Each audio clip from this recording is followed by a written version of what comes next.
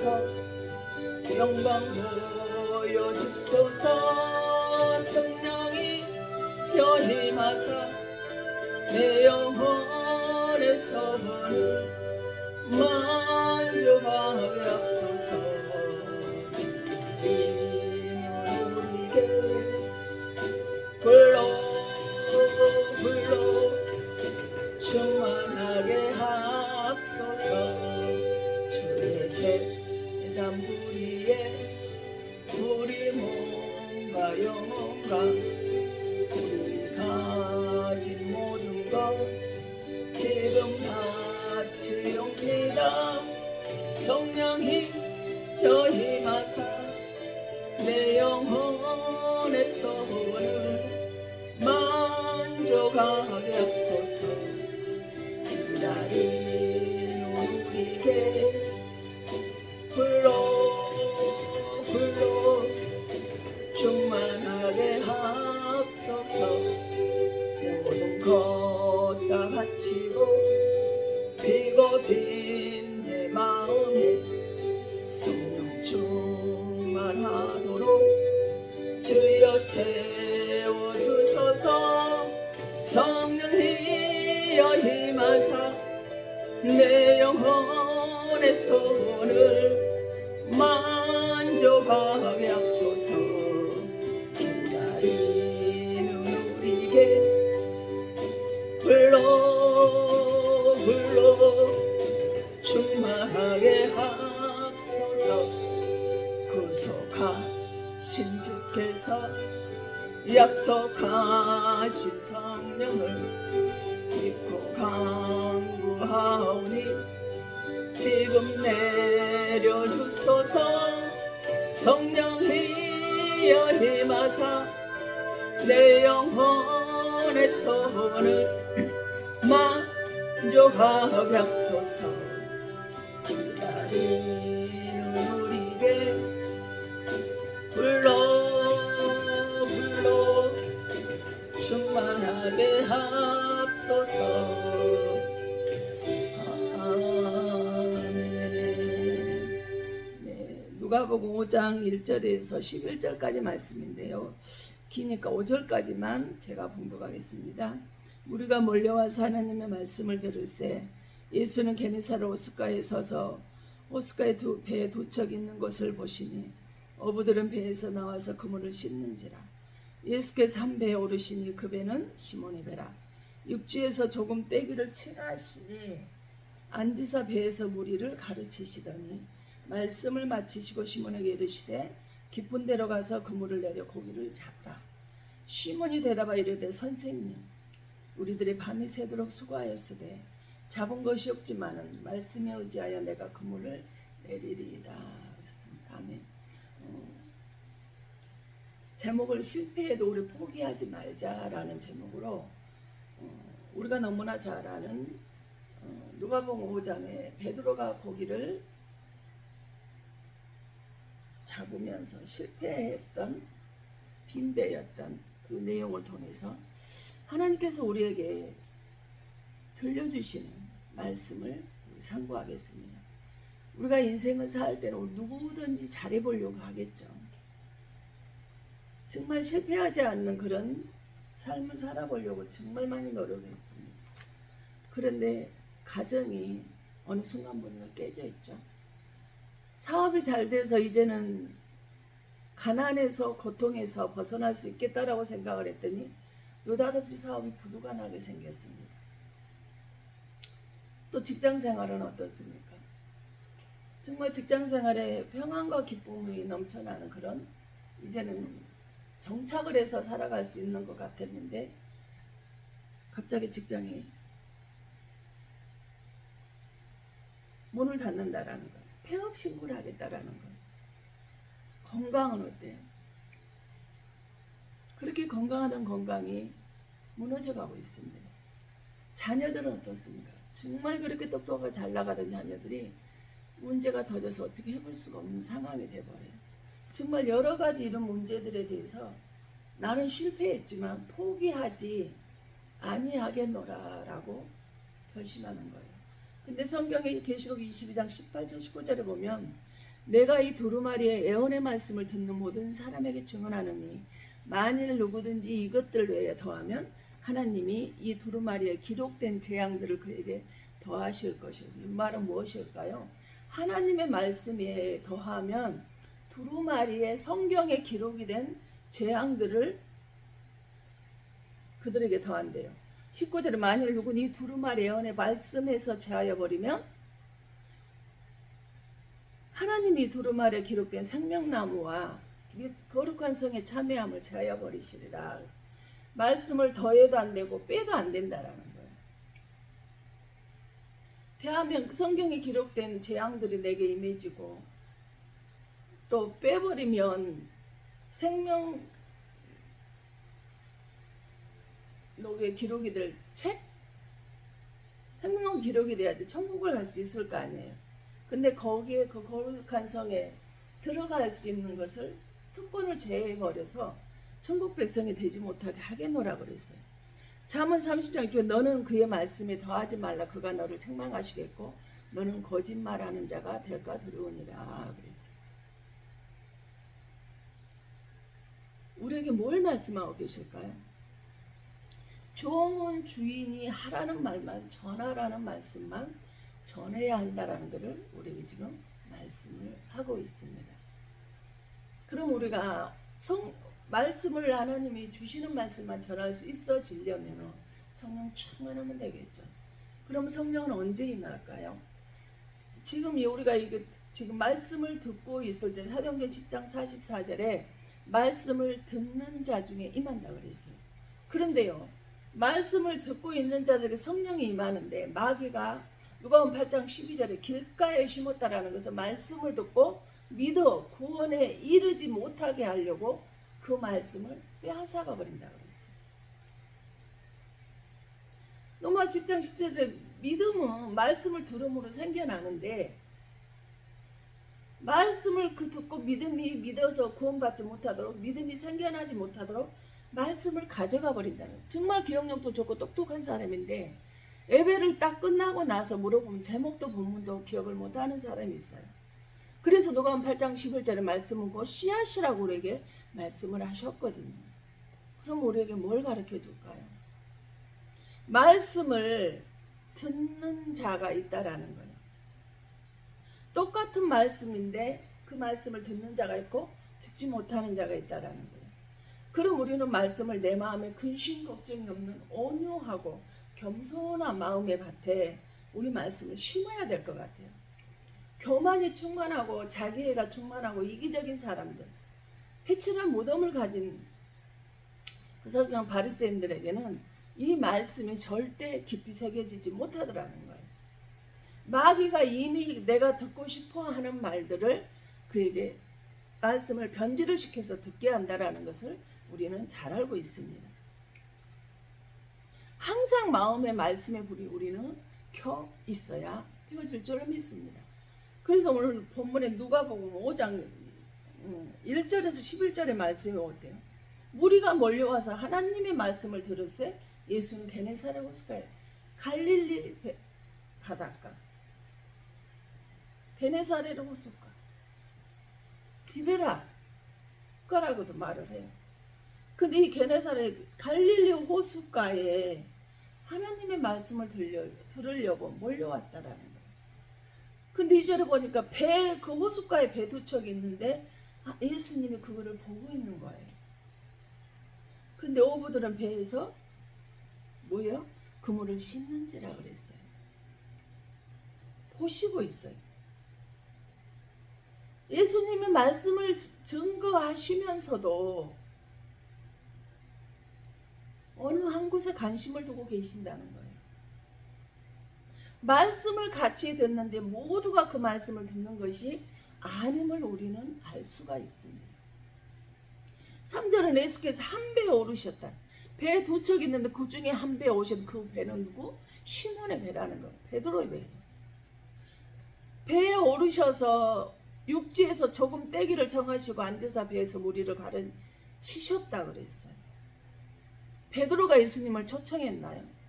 아니에요. 베드로는 생업에 충실하느라고 예수님을 초청하지 않았어요. 예수님이 직접 그 배가 있는 것을 보고 그물을 씹는 그 베드로가 씹는 것을 보고 빈 배가 아무것도 없는데 밤새 잡아도 빈 배였는데 그물을 씹는 것을 보고 예수님이 친히 찾아가셨어요. 그리고 그 배에 앉으시면서 그 배를 육지에서 조금 떼기를 청하셨다라는 거예요. 그럼 뭐 하는 거야? 땅에 묶인 것부터 내가 너에게 너 묶인 것이 무엇이냐? 내가 풀어줄게. 그런데 배는 땅에 묶어놔야 되잖아요. 그렇지 않으면 파도에 휩쓸려서 배가 떠내려갈 수 있기 때문에 그랬습니다. 예수님이 육지에 묶인 거 풀어주시겠대요. 4절에 말씀을 마치시고 시몬에게 이르시되 깊은 데로 가서 그물을 내려 고기를 잡으라 말씀하셨어요. 그랬더니 5절에 시몬이 뭐라고 대답을 해요? 선생님, 우리들이요 밤이 새도록 수고하였으되 잡은 것이 없지만은 말씀이 의시하지 내가 그물을 내리겠나이다 라고 말을 해요. 그래서 6절에 그렇게 했더니 고기를 잡은 것이 힘이 많아 그물이 찢어집니다. 그물이 찢어진 거 어떻게 얼마나 깜짝 놀랐을까요? 밤새 잡아도 빈 배였는데 그물이 가득 찼어요. 그래서 그 옆에 있는 다른 동맹에도 손짓을 해서 도와달라고 하니 그들이 와서 2배에 채우게 되었다 그랬어요.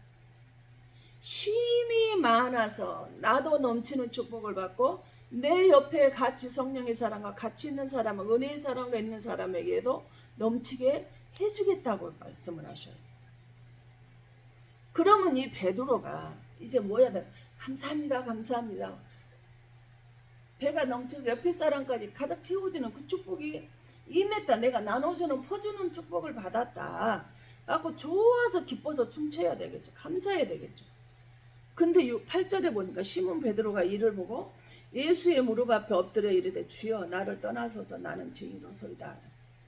축복을 받았는데 이 베드로가 축복이 밤새 빈배 인생이었던 건데 만선이 되어져 버리니까 베드로가 예수의 무릎 앞에 엎드려서 나 죄인이에요. 나 떠나세요. 나는 예수님께 있을 자격이 없다라고 해야 돼요. 춤추고 감사를 해야 하는 것이 아니라 나 죄인입니다. 나를 떠나서도 무릎 꿇고 해야겠다는 은혜가 들어가면 성령의 사람과 손을 잡게 되어지게 되면은 내 자신을 보여주게 되어진다는 거예요. 내가 죄인이란 사실을 제일 먼저 깨닫게 된다는 거예요. 교만하고 충만하고 이기적인 모습이 나오는 것이 아니라 자기를 드러내고 자기를 나도 당신하고 똑같은 레벨이라고 이야기를 하는 것이 아니라 나는 죄인입니다 라고 이렇게 고백을 하는 거예요. 11절에 그러자 어떻게 돼요? 그들이 베드로를 육지에 대고 모든 것을 버려두고 예수를 따르니라. 예수님이 온전히 은혜 속에 들어가고 나니까 예수가 누구인지를 알게 되어지고 나니까 모든 것을 버려두고 예수님을 쫓는 은혜가 있어진다는 거예요. 5장 2절에 말씀을 전하면서 예수님께서 누군가를 주시하고 있는 것을 우리가 지금 여기서 볼 수가 있습니다. 누구를 보고 있어요? 그물을 씻고 있는 사람. 왜 그물을 씻을까요? 아니 고기 잡는 전문가야. 갈릴리 바닷가에서는 밤새 잡았어요. 빈배 인생이었어요. 베드로는 본래 학문이 없는 사람이라고 우리에게 말을 하죠. 이 갈릴리 바닷가에는 눈 감고도 알 수 있을 만큼의 베드로에게는 고기 잡는 전문가예요. 그 베드로가 여러분 생각해 보세요. 10여 년을 20여 년을 가정에 열심히 해 건강도 좋아서 사업이 잘 됐다는 거예요. 그런데 실패 인생이 돼버렸어요. 직장도 자녀들까지도 정말 그 모습만 봐서는 똑똑하고 도저히 실패할 가능성이 없는데 실패했다는 거예요. 근데 예수님은 그 베드로를 찾아가 너 밤새 몇 번 던졌냐? 몇 번 던져서 실패를 해서 빈배가 되었느냐라고 물어보셨나요? 아니요. 거기에 관심 없어요. 여러분 생각해 보세요. 걸음마 우리가 어린아이가 태어나가지고 엎드리고 뒤집고 하고 하다가 걸음마를 하게 될 때 몇 번 넘어졌는지 여러분 기억하세요? 그 횟수 기억 못하잖아요. 마찬가지 예수님도 거기에는 관심이 없어요. 네가 실패해서 걸음마를 하면서 얼마나 실패했는지 사업을 하고 하면 네가 고기 잡는 전문가이지만 눈 감고 다닐 수 있는 일이지만 학문이 없다고 한지라도 거기 잡는 부분에서만은 네가 전문가지만 나는 거기 실패한 건 너예요. 몇 번 해서 실패했던 관심 없다. 실패를 했는데도 그물을 다시 씻고 있는 바로 베드로의 모습을 주님께서 보시고 계신다는 거예요. 그럼 여러분 생각해보세요. 밤새 고기를 그물을 던져서 잡았어. 근데 아무것도 가지. 고기라도 많이 잡았으면 기쁘기라도 하겠죠. 즐겁기라도 하겠죠. 몸은 피곤할지라도. 근데 그것마저도 아무것도 없어. 수확이 없어. 전무예요.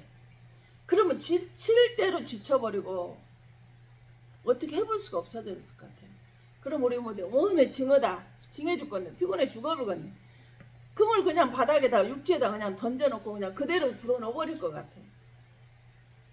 아이고 좀 쉬었다 해야지. 도저히 못하겠다. 진짜 완전히 번아웃 돼버렸다. 이렇게 할 수 있을 터인데 베드로는 포기하지도 않고 낙심하지도 않고 좌절하지도 않고 불안해하지도 않았어. 수없이 넘어지고 또 넘어지고 실패했어도 예수님을 따르고 있는 내 모습을 볼 수가 있어져요. 실패에 또 실패를 했다 할지라도 씻고 있는 것은 실패 자리에서 다시 마음을 추스리고 시작하려고 하는 사람을 하나님은 찾아가셔서 뭐 하시더라는 거예요? 축복을 주신다는 거예요. 베드로가 거기서 예수님을 영접한 것이 아니었어요. 예수님이 친히 찾아오셨단 말이에요. 그래서 5장 3절에 예수님이 베드로는 가업과 생업 해야 하기 때문에 예수님을 찾아오지 않았단 말이에요. 예수님이 직접 찾아가셨어요. 포기하지 않은 자, 그 실패자를 다시 준비하는 자를 예수님이 찾아가셨단 말이에요. 다시 준비하면 돼. 포기만 하지 않으면 돼. 나는 빈대 인생은 예수님을 만나고 예수님이 타시니 육지에서 떼기를 청하시고 너의 가정에 묶인 것이 무엇이냐? 내가 네 가정에 묶인 것을 풀어줄게. 가난이냐? 건강이냐? 자녀의 문제냐? 우상의 저주의 문제냐? 예수님이 답이더라는 거예요. 예수님 오시면 다 해결이 되어버리더라는 거예요. 내가 아무리 그 분야의 전문가라 할지라도 내가 전문가라 말하지 말라라는 거예요. 내가 영적으로 그렇게 박다라고 말하지 말라라는 거예요. 예수님이 나를 찾아오셔서 천사가 나를 찾아오셔서 하나님이 예수님이 나를 찾아오셔서 실패했다 할지라도 낙심하지 아니하고 좌절하지 않고 다시 그 자리에서 시작하려는 모습, 다시 시작하는 모습, 그 모습이 어떤 모습일까요? 실패했지만은 좌절하고 두렵고 불안하고 무서운 상황이 현실이 내 앞에 있지만은 그럼에도 불구하고 나는 예수님에 대한 뭐가 있다는 꿈이 있다라는 거예요. 예수님이 오시면 가장 먼저 이 땅에서 살아가면서 묶인 것을 풀어주신다는 거예요. 그러면서 깊은 데로 가서 빈배 인생의 그물을 가득 채우라는 거예요. 그때 어떻게 해요? 가득 내 배도 가득 채워지고 채우고 나니까 옆에 있는 사람까지 채워주는 축복이 임하게 되어지더라는 거예요. 우리는 누구와 같이 있어야 될까요? 성령의 사람과 가까이 해야 됩니다. 겉으로 보기에는 알고인 것 같지만 가라지 열매는 맺히지만 그 열매를 먹으면 독이 되는 이기적이고 유선자 바리새인과 서기관들의 성경 박사지만 은서가 있는 것 같지만 독이 되는 서기관과 바리새인들이 해출한 무도 매시가는 자가 아니라 성령의 사람과 알고인 사람과 가까이 해야 된다. 쭉쭉 그냥 겉은 화려해요. 근데 미안하지만 믿음이 하나도 없는 사람이라는 우리는 알아야 됩니다. 바로 베드로가 이 은혜로 빈배 인생을 가득 채우고 나니까 기쁨과 은혜를 지고 채우고 나니까 뭐라고 고백을 해요? 나는 죄인입니다 라고 고백을 했어요. 자신이 죄인인 것을 깨닫게 되는 거예요. 내 모습이 어떤 모습인 걸 바로 보게 되는 거예요. 내 자신을 들여다볼 수 있는 영안이 열리는 은혜가 생기더라는 거예요. 베드로는 은혜가 채워지니까 자신이 죄인임을 고백했단 말이에요. 그러고 나서 나는 죄인이라는 고백을 하고 11절에 예수님을 어떤 분인지를 알아보고 모든 것을 버려두고 예수님을 따르는 베드로가 되어졌습니다. 그래서 물고기는 재물이에요. 재산이란 말이에요. 내 인생의 목표가 예수님을 만나기 전에는 돈이었는데 이제는 돈이 아니라 인생의 목표가 누가 되는 거예요? 예수님이로 바뀌어지게 되더라는 것입니다. 남들이 무시하고 모욕하고 업신여겨도 나를 그 상처로 좌절과 실패와 고난과 시련이 왔다 할지라도 나는 영적인 성장과 영적인 결실을 맺게 맺을 수 있게 하려고 준비시키는 과정으로 주님을 보고 있습니다. 새로운 하나님과 나와의 관계에 정립을 하시고 우선순위를 어디에 예수님께 두게 되시면 오히려 더 깊은 신앙이 성장하는 그런 계기가 되어지더라는 것입니다. 저는 예수를 믿기 전에는 상처 입은 치유자로 살 소망이 전혀 없었던 사람입니다. 이제는 가는 곳마다 있는 것에서 만나는 자가 회복이 되고 살아나는 은혜가 있게 되더라는 것입니다. 그래서 성령이 임하니 내 속에는 불이 항상 들어와 있어요. 말씀의 불이 내 속에 있더라는 것입니다. 오직 겸손과 온유로 절제하며 하나님의 그 말씀으로 나를 다듬어가고 죄인임을 고백하고 모든 사복의 주관자가 될 영원한 생명에 예수께만 있다라는 것을 목표로 사는 그 삶의 목적이 달라지게 되더라는 것입니다. 자살하렸던 자가 마지막으로 듣고 싶은 목소리가 되어버렸어요. 나 역시 예수 믿기 전에 25년의 삶은 살 소망이 없는 삶이었습니다. 자살하는 방법을 어떻게 하면 자살했다는 것을 들키지 아니하고 자살을 할 수 있을까를 연구하며 세월을 보냈던 삶이었습니다. 그런 사람의 교회를 건축을 하고 죽은 자를 살리는 일의 삶의 목표가 되도록 하나님의 빈배 인생에서 이처럼 실패 자리에서 포기하지 않았더니 예수님만을 바라보는 삶의 목표가 되어지더라는 거예요. 마태복음 1장 20절에 이름을 예수라 이는 자기 백성을 죄에서 구원할 자라게. 예수가 나의 구원자인 걸 알아야 돼요. 예수가 내 안에서가 내가 구원이 이루어지더라는 거예요. 요한복음 1장 10절 율법은 모세로 주어진 것이지만 은혜와 진리는 예수 그리스도로 말미암아 내게 오더라는 거예요. 율법은 모세를 통해서 모세 율법을 통해서 우리에게 죄인인 것을 알게 하였지만 은혜와 진리는 누구로? 예수님으로 내게 오더라는 것입니다. 그래서 요한복음 11장 25절 예수께서 나는 부활이요 생명이니 나를 믿는 자는 죽어도 살겠고 그랬습니다. 예수님을 믿는 사람은 죽어도 사는 거예요. 마지막 때에 땅에 있는 하늘에 있는 자가 땅에 있는 자, 땅 아래에 있는 자들까지 부활의 영이 내려친다라는 것을 여기 부활의 생명이신 예수님을 여기서 지금 가르쳐주고 있어요. 예수님은 구원입니다. 은혜입니다. 진리예요. 부활의 생명이라는 걸 우리는 알아야 될 줄로 믿습니다. 그래서 요한복음 14장 나는 길이요 진리요 생명이니 나로 말미암지 않고는 아버지께 올 자가 없다라고 이렇게 말씀을 하셨어요. 그래서 요한복음 4장 1절 모세는 내게 대해서 뭘 했다라는 거예요? 기록을 했다라는 거예요. 홍해 바다는 노아, 방주, 사닥다리는 어때요? 하나밖에 없어요. 홍해 바다를 건너야만이 우리는 하나님께 갈 수가 있어요. 가나안 땅에 갈 수가 있다 이 말입니다. 근데 노아의 방주는 핸들이 없어요. 근데 핸들을 예수님이 직접 그 핸들을 잡으시고 핸들 없는 방주에 타야만이 우리는 예수께 갈 수가 있어요.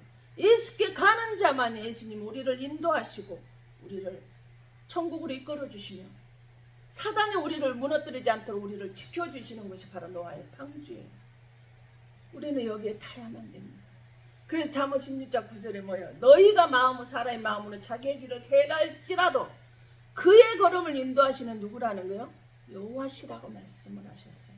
내가 아무리 똑똑해서 이러고 저러고 한다 할지라도 우리들의 발걸음을 인도하는 주님이요. 저 건축을 2번을 해보면서 또 이렇게 리모델링하고 고치고 또 이렇게 색깔을 변형을 하고 이렇게 하면서요, 완전체가 되어졌을 때 봤을 때는 어떤지 아세요? 주님께서 처음 가르쳐주는 그 모습이 그 건물이 그대로 나오더라는 거예요.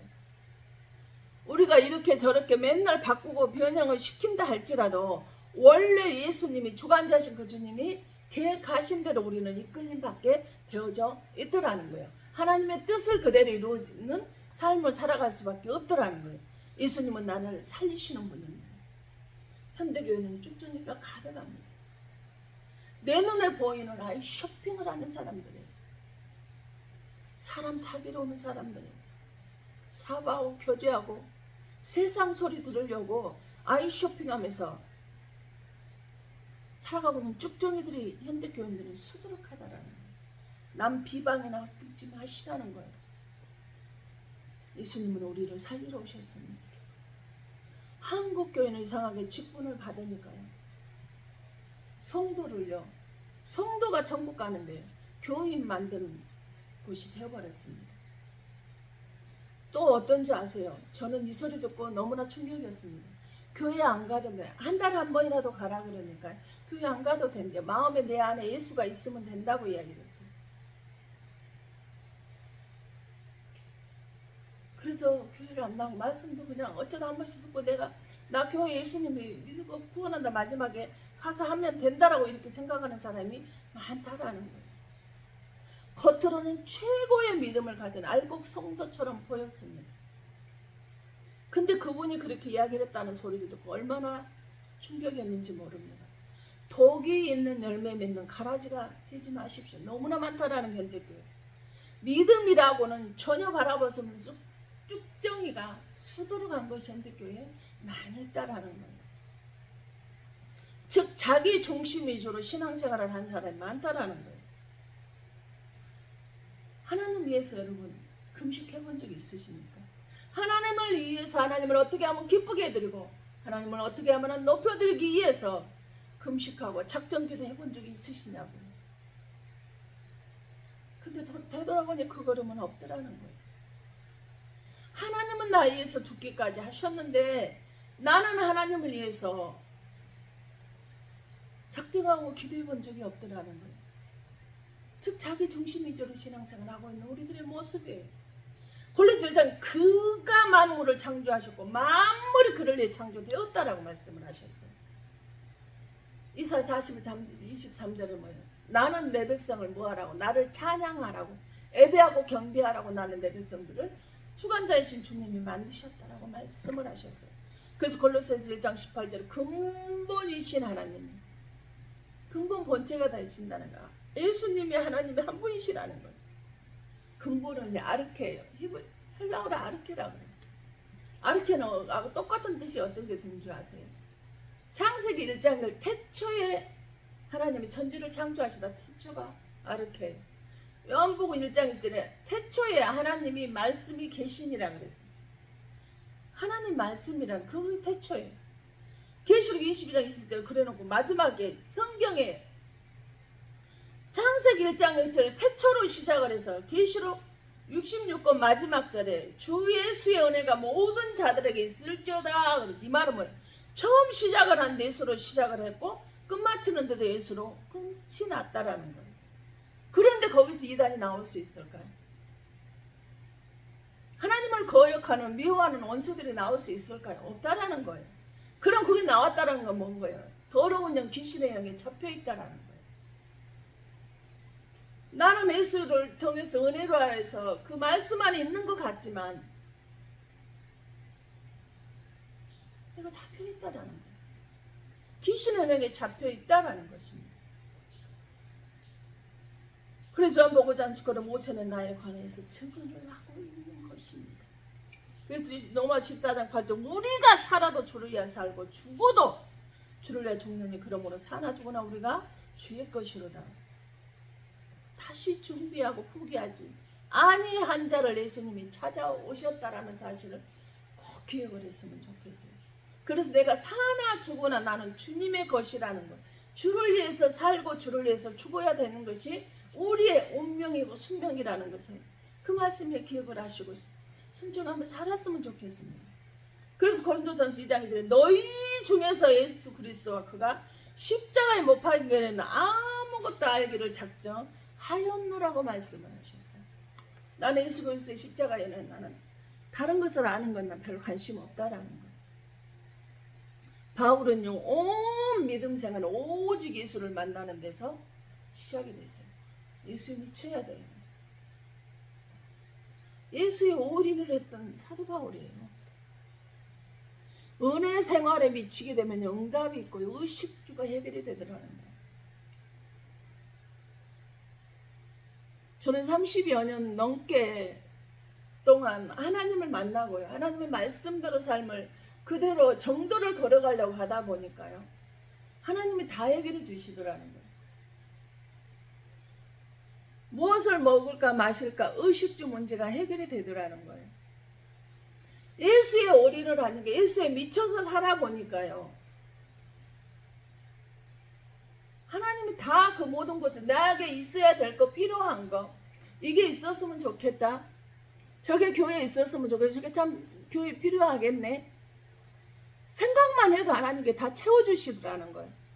근데 그렇게 간절히 기도를 하고 절절하게 기도를 하고 작정 기도를 하고 금식을 하고 철회를 하는데 왜 응답이 없을까요? 한번 생각해 보셔야 되지 않을까요? 갈라디 2장에 내가 그리스도와 함께 십자가에 못 박혔나니 그런 적이 전에 내가 사는 것이 아니요 나는 예수 그리스도의 십자가에서 이미 못 박혀 죽었다는 거예요. 그러면서 내가 지금 살아있는데 나는 산 것이 아니다. 내가 사는 것이 아니다는 오직 내 안에 그리스도가 사시는 것이라 이제 내가 육체 가운데 사는 것을 나로 사랑하사 나를 위하여 자기 자신을 버리신 하나님의 아들을 믿는 믿음 안에서 사는 것이라는 오직 내 안에 예수가 사는 것이지 지금 내가 살아있는 것이 아닌 거예요. 정말 그래요. 사람의 생각을 하면 정말 좌절하고요. 두려워하고요. 귀신 걱정 염려하고요. 다 때려치고 싶을 때가 화나고 분도 내고 좀 그렇게 남들 하는 것처럼 사는 것처럼 살아봤으면 좋을 때가 있어요.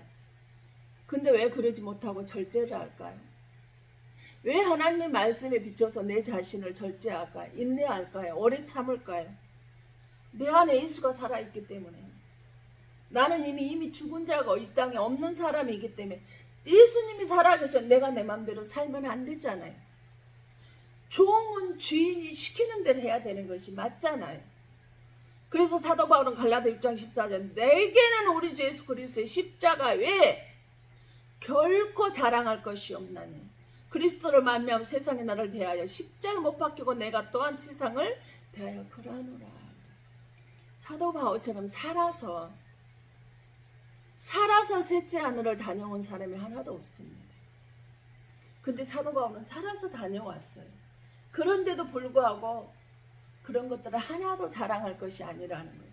십자가에서 예수님이 우리를 살리기 위해서 죽으시고 부활하신 그 십자가 이외에는 자랑할 것이 아무것도 없다. 예수 이외에는 자랑할 것이 없다라는 거예요. 예수의 올인하고 예수에 미쳐 살아보니까 다른 건 아무것도 별게 아니더라는 거예요. 오직은 배설물을 세상의 것을 배설물로 여길 수 있겠습니까? 베드로전서 1장 19절 오직 흠없고 점없는 어린 양 같은 그리스도의 보배로운 피로 된 것이라는 거예요. 보배로운 피가 내 안에 있으면 우리는 예수에 미쳐서 올인하며 살아갈 수 있다는 걸 아셔야 됩니다. 흠없고 점없으신 그분이 내 안에 계시잖아요. 이 더러운 죄인 속에 주님이 오셔서 정결케 해서 모든 죄를 속죄시켜 주셨잖아요. 히브리서 9장 15절 염소와 성화제 피로 하지 아니하시고 오직 자기의 피로 영원한 속죄를 이루사 단번에 성소에 들어가셨네. 예수 그리스도의 피로 영원히 속죄가 됩니다. 내 모든 죄가 그 많든 기록을 해도 다 못할 그 많은 죄들이 속죄가 되어버렸다라는 거예요. 그러니 다른 것이 뭐가 필요하겠어요? 그 보배로운 피가 내 안에 있는데 그 보배로운 피로 내가 정결케 되어졌는데 깨끗게 되어졌는데 영원한 속죄가 되어졌는데 말입니다. 그래서 사도행전 4장 10절 천하에 구원받을 만한 이름을 예수에는 주신 적이 없다고 그랬어요. 여러분 정신 바짝 차리세요. 예수님 외에는 우리는 구원 없어요. 홍해바다, 노아의 방주, 사닥다리 모두 다 한 길입니다. 배가 왜 하나도 없을까? 다 없어버리고 노아의 방주 하나만 놔두고 다 하나만 없애버렸을까? 구원은 한 길이라는 거예요. 예수뿐이라는 거예요. 예수 이외에는 구원할 길이 없다라는 거예요. 그걸 기억을 하시라는 거예요. 여기까지 오는데 내 수고와 노력은 없다라는 거예요. 온전히 예수님이 내 인생에 들어오셔서 동행하시고 인도하셨더라는 거예요. 내가 절망 가운데 실패 자리에서도 낙심하지 아니하고 절망하지 아니하고 있으니 예수님이 나를 찾아오셔서 나와 함께 해 주시고 지켜주셨더라는 거예요. 이 은혜를, 이 고백이 있어야 되지 않을까요? 이 은혜가 있어야 되지 않을까요? 이 주님이 내 주님 아니야, 내 아버지 아니냐고.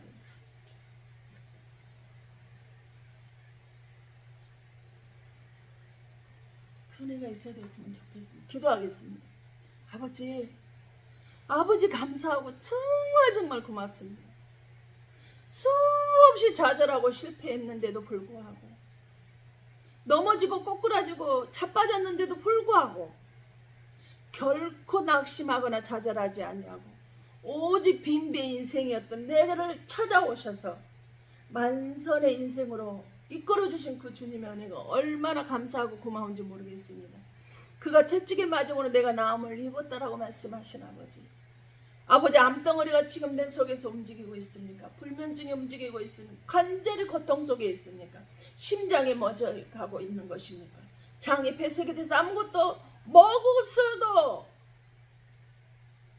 잠을 잘 수도 없이 숨을 쉴 수가 없는 장폐색이 왔습니까?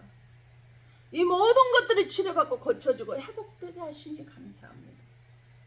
공기를 통해서 전염이 되는 그 어떤 바이러스에도 침투하지 않도록 하나님께서 전염병의 공격을 막아주시고 계셔서 감사합니다.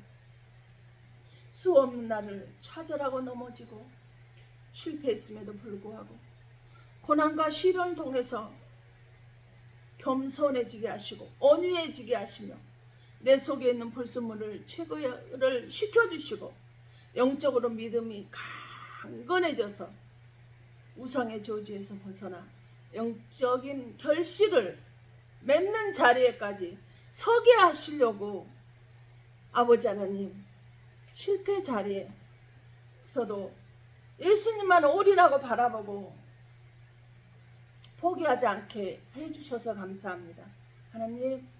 하나님과 다시 새로운 관계를 형성이 되어질 수 있도록 우선순위의 삶의 목표가 될 수 있도록 주님 인도하심을 감사합니다.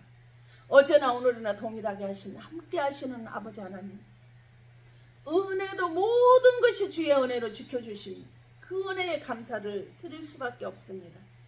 아버지, 주 은혜를 생각할 때 감사와 고마움이 끊이지 않습니다. 그런데 속에 가정의 실패가 있습니까? 사업의 실패가 있습니까? 가난으로 고통 속에 있습니까? 자녀의 실패로 고통 속에 있습니까? 건강으로 고통 속에 있습니까? 사람을 통한 환난으로 절망 속에 있습니까? 환경으로 현실을 바라보면 낙담하고 좌절할 수밖에 없지 않습니까? 그러나 어떤 암덩어리가 내게 들어온다 할지라도 주님, 모든 질병을, 건강을 회복시켜 주셔서 감사합니다. 고쳐주셔서 감사합니다. 치료해 주셔서 감사합니다. 강건케 하여 주셔서 감사합니다. 하나님 아버지 안에, 말씀 안에 살 수 있도록 축복하심을 감사합니다. 주의 말씀 앞에 나오면서 빈손 들고 나오지 아니하고 아버지 구원의 물로, 성교의 물로, 아버지 하나님 후원의 물로, 감사의 물로, 11째 물로 하나님 앞에 드려지는 손길이 있습니다. 주님 불쌍히 여겨주시고 아버지 하나님 가라지 쭉정이가 아니라 알곡의 삶으로 살아갈 수 있도록 주님 붙들어 주시옵소서. 어디에 때 까도 할 수 없는 양파 신앙이 되지 않게 하시고 사과의 교인이 되지 않게 하시며 어디다 내놔도 알곡의 열매를 맺을 수 있는, 영적인 결실을 맺어낼 수 있는, 육적인 결실도 맺어낼 수 있는 아버지는 당근 같은 겉가속이 같은, 까도 겉가속이 똑같은 당근 같은 성도로 살아가게 하여 주시옵소서. 양파 같은 교인, 사과 같은 교인이 아니라 겉으로 보기에 화려하고 아버지 하나님 이선적인 모습이 가득한 양파와 사과 같은 교인이 아니라 아버지는 까도 똑같은 모습, 당근 같은 성도로 변화가 돼서 실패 자리에서도 포기하지 않냐고 예수께 올인하며 감사하며 살아갈 수 있는 자들로 세워주셔서 감사합니다. 이 모든 자들이 있는 곳에서 생명을 살리는 일에 예수님이 생명을 살리러 오셨듯이 그 일에 올인하며 살아갈 수 있도록 성령께서 붙들어 주심을 감사합니다. 지켜주심을 감사합니다. 함께 하심을 감사합니다.